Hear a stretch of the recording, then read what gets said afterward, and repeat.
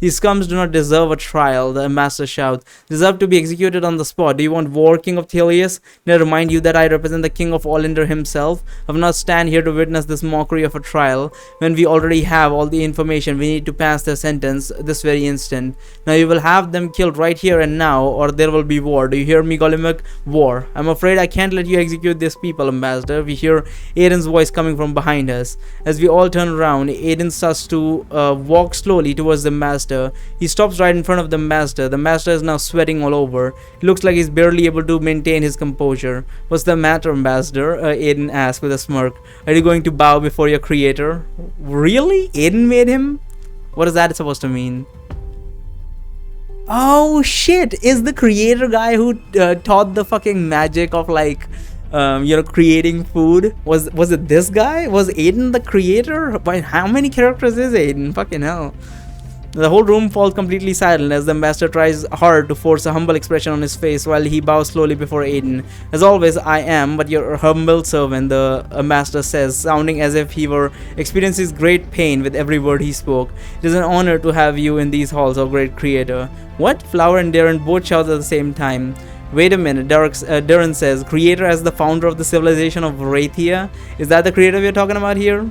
I'm surprised that you didn't know this by now, Aiden says with a puzzled expression on his face. Did Araka tell you she was there when it all began after all?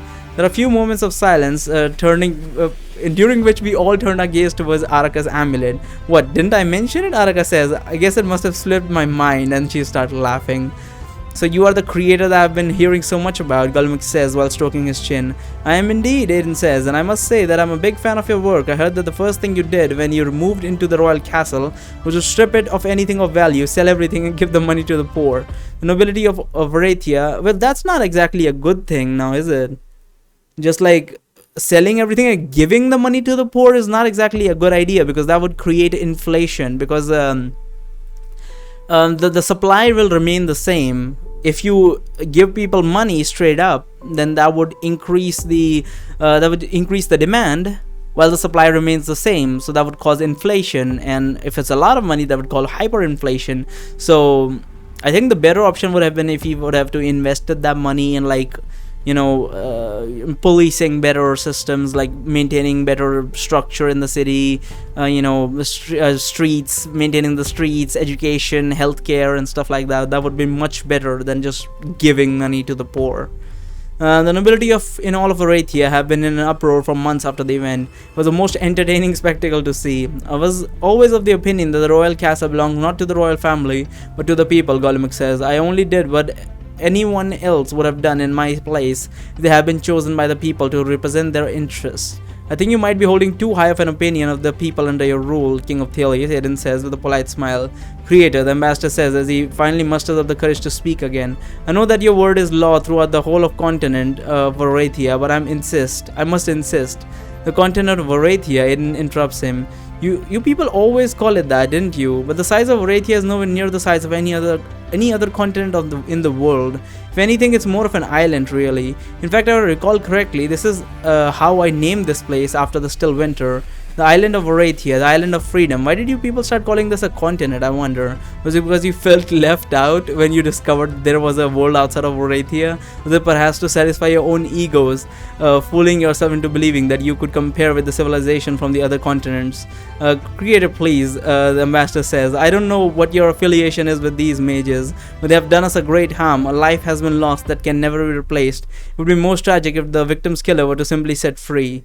Oh, Aiden says with an evil smile. Really? I don't use the word evil at all. Like, I will say the word. I'm not saying I won't say the word, but I don't use the word because it seems extremely objective, and a value such as evil or pure or good or bad cannot necessarily be placed objectively. The reason why I use the word good and bad still is because they can be used subjectively. But I do not use the word evil because that is very objective in its nature. Let's see. Where were we? And what if I told you that I was the one that that was the one who gave them the ability to hurt the people of Arathia. The master is now sweating even harder than before. Seems to be too afraid to give Aiden an answer. Seeing the expression on his face, Aiden starts to laugh. "Do not worry, Ambassador," he says. "I never suggested that they should be set free. However, I believe we can all agree that an execution would be a dull way for such powerful mages to meet their demise." "What do you have in mind then?" the Ambassador asks. "The arenas, of course," Aiden says. "Have them thrown in the arena. If they somehow manage to survive until the end, that would mean that the gods have seen fit to acquit them of their crimes." That is stupid, but okay. "The rules of the arena." I wonder how strong is Aiden compared to like the gods, because there are gods in this world. The rule, I don't know where they are, because we know where the gods of in medieval fantasy are.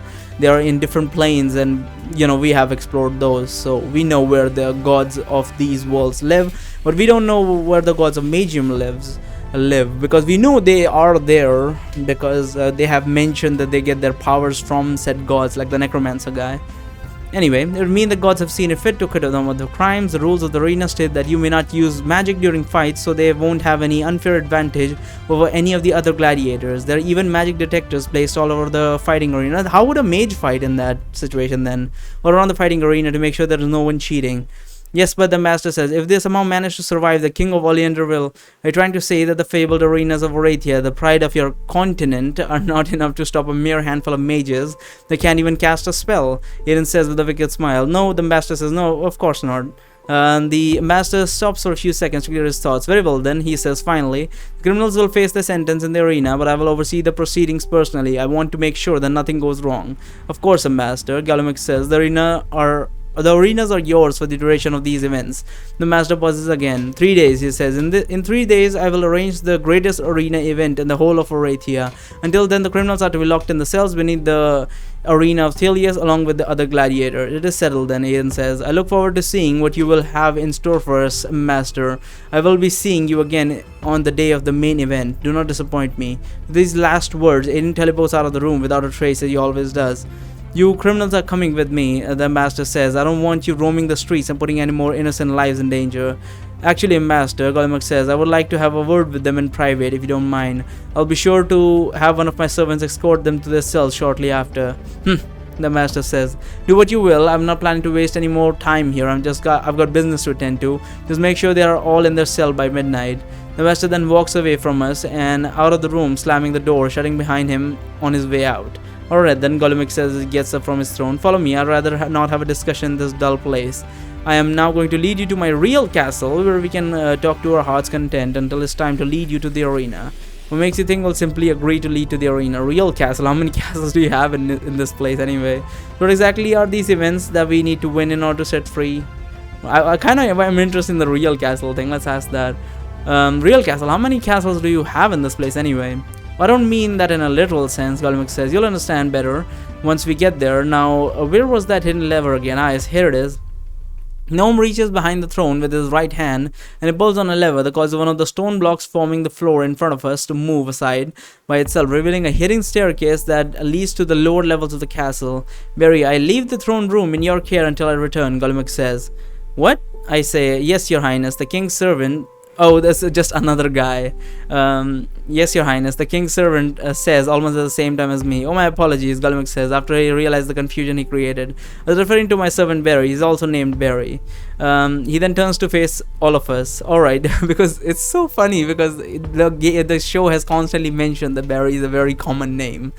He then turns to face all of us. "Alright, this way, if you please," Golemak says. He starts to go down the stairs. The rest of us exchange a few looks and then we follow the gnome until we reach an underground room filled with machine parts, prototypes, as well as various tools that seem to have been thrown around randomly after their use. In the middle of the room, there is a workbench on top of which we can see a large device that looks like a bigger version of Darren's transmitter with a green light at the bottom. When we enter the room, Golemak was in the process of taking off his mantle and crown, putting on an oil-stained lab coat that we saw him wear earlier when he appeared on the hologram. Now that I look around more closely, I realize this is in fact the exact room that he was transmitting from, and the device on the workbench is likely the one that he'd finished fixing right before the transmission.